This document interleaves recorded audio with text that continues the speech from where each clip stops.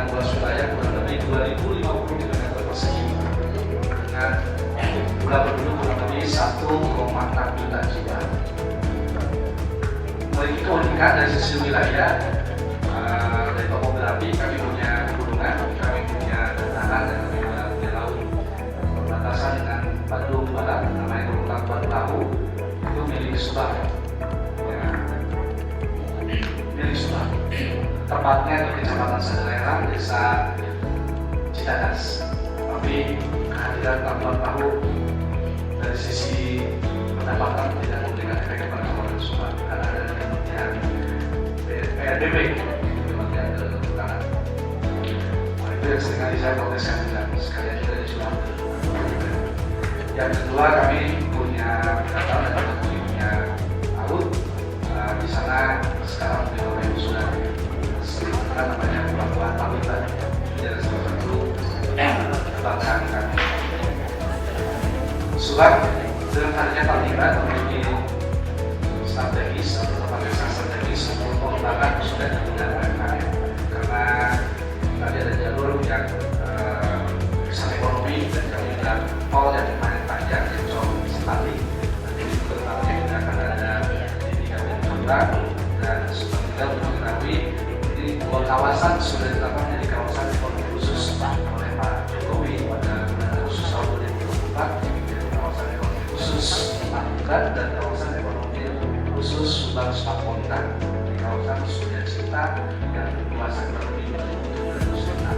Di dalamnya ada pabrik mobil listrik BYD. Ya, BYD itu ada di Kabupaten Subang. Termasuk juga ada mobil listrik yang lain namanya Vinfast dari Vietnam.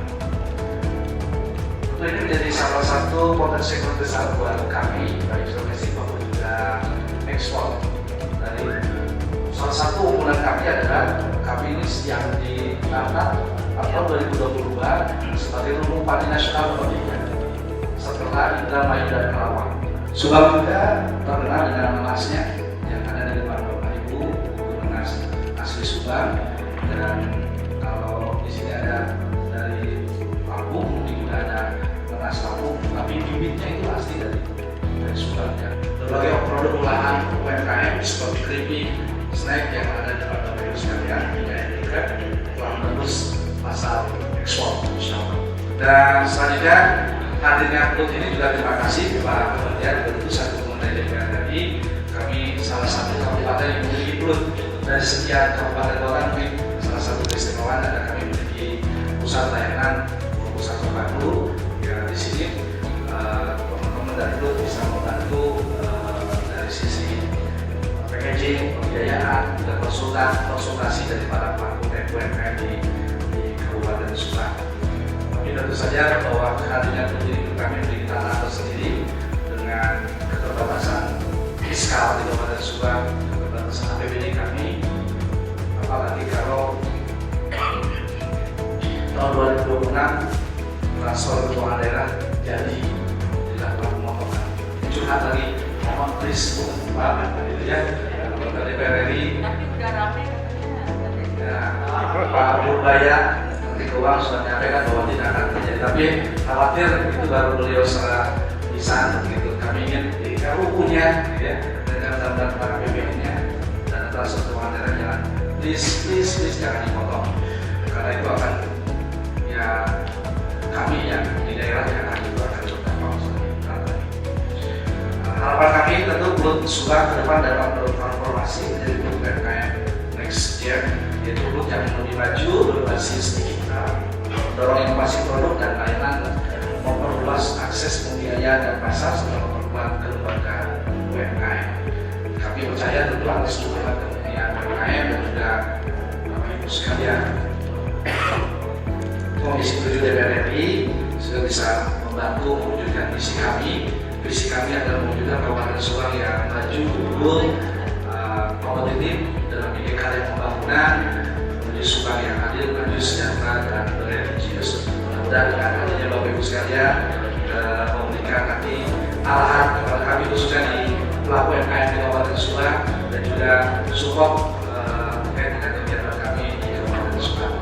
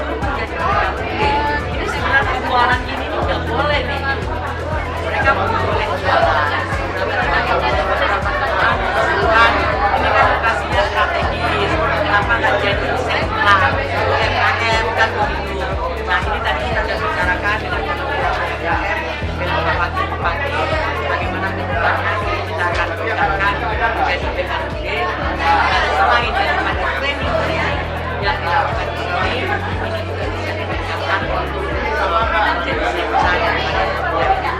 Karena kalau saya lihat dari UMKM tadi, yang mereka butuhkan itu sebenarnya kan distribusi produk, dan distribusi produk itu kan harus ada counter penjualannya.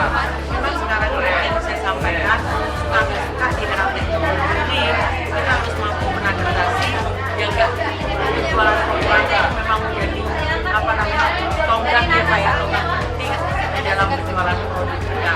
Nah, dari situ yang penting apa? Yang pentingnya itu packaging. Nah, kalau saya lihat packaging sudah cantik, sudah bagus. Tentunya ini Pak Wakil yang juga tidak hanya untuk display yang ada di sini, tapi karena yang dimanapun kita pergi sudah memiliki packaging yang baru. Packaging ini akan menjual dengan sendirinya.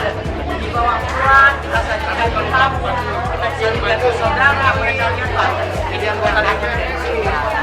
Juga tentunya UMKM mampu membuka pangsa pasar yang diharapkan, karena sedang pangsa pasar itu sangat penting. Alhamdulillah saya juga dari Pak Wakil tadi sebenarnya produk daripada Subat ini sudah ada di semua UMKM Pak Wakil tadi dan sudah ada di semua kopi, kita juga sudah Nas, kita juga sudah ada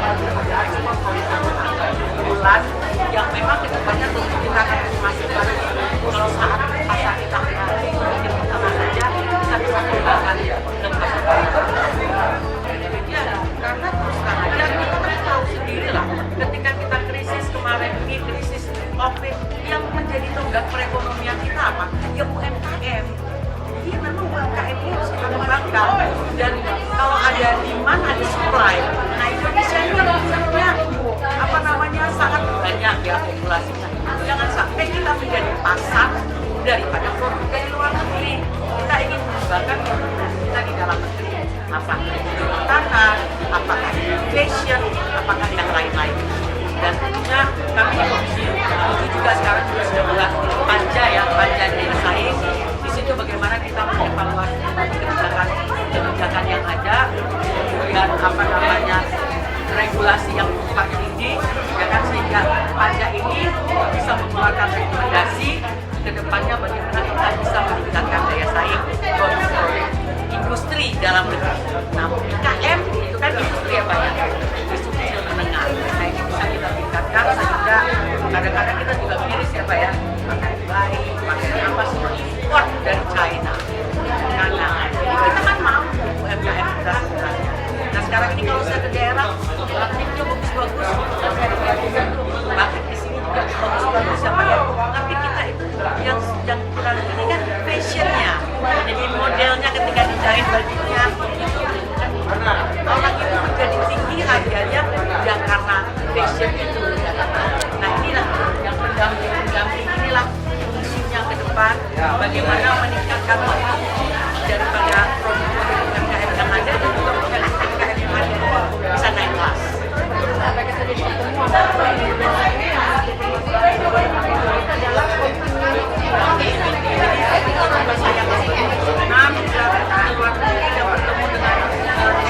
Eksportir kalau disangkanya ya, mereka senang dengan kopi Indonesia.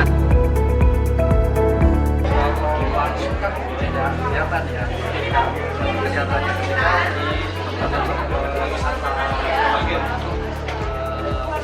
bagian kelihatan tempatnya kita ajak daerah ini support juga bisa mendatangkan angkanya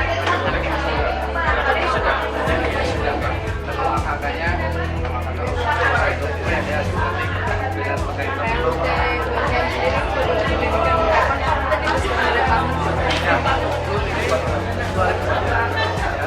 dan pada awal 5 tahun pertama masuk lagi didanai oleh negara.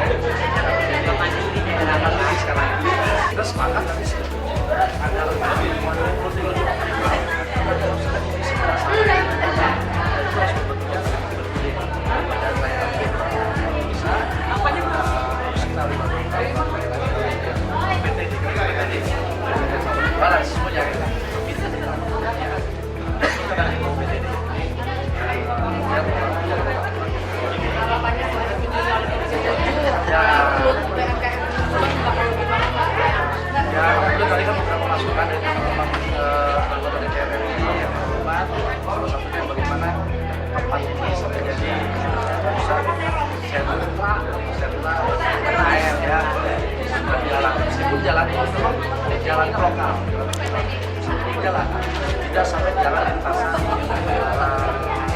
yang akan dibuat wisata. Jadi nanti harus ada rekayasa lalu lintas